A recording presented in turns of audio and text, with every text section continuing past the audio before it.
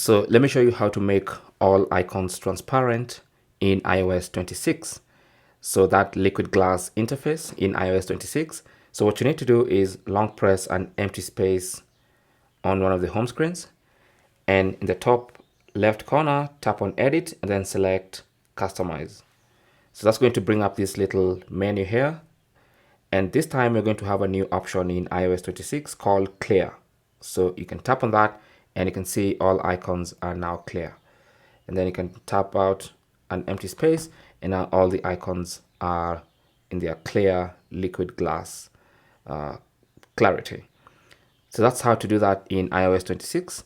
And if you find that you don't like it, you can always revert back by long pressing an empty space again, tapping on edit, customize, and then you can go back to default.